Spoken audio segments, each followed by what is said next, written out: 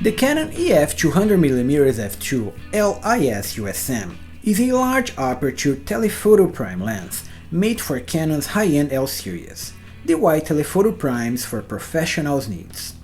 Made mostly out of magnesium to withstand the weight of larger-than-usual glass elements, it's the smallest and shortest high-end telephoto prime, taking the place of the even more extreme 200 f1.8L from the 90s, now with image stabilization and weather resistance.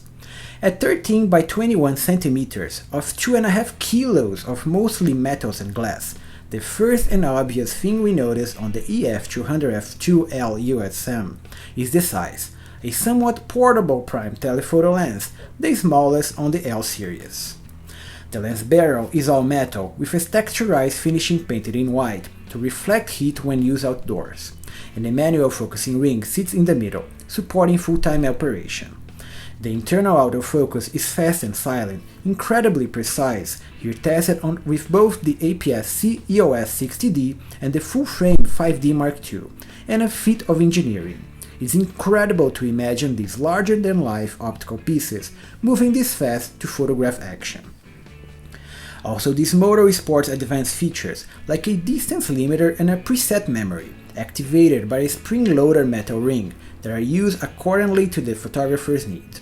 One simply sets a desired distance, press set, and turns the metal ring to reset the lens to that distance. Or you can use the limiter buttons placed at the front in case you're using the shutter button paired to the AF function.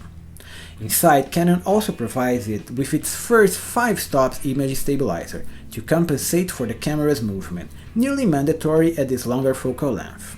The stabilizer offers 2 modes, one for both axes and the other just for panning, lacking newer lenses Mode 3 made for exposure only.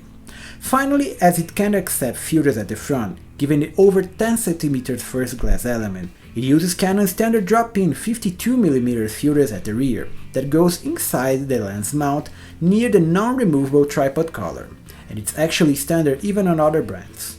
Canon declares extensive weather resistance over all rings and buttons, despite my personal recommendation of protecting against the elements. And in the box, Canon supplies it with an extensive accessory kit that includes a carbon fiber lens hood that itself costs about $500, a carrying case with its own lock and shoulder strap, a leather-type front cover lens element that can be reverse mount, and the lens itself shoulder strap. It's the standard kit for the highest-end AF telephoto lens market, expected for the price point, despite it behaving like a regular prime, easy to use no matter the circumstances. With a 17 elements in 12 groups optical formula, sporting one large artificial fluorite piece to enhance clarity, 2 UD ultra-low dispersion over a genuine telephoto formula, what the EF 200 f2L IS USM delivers optically is excellent. Some of the best files possible from high-resolution cameras, simply delivered by the best lens possible at this focal length.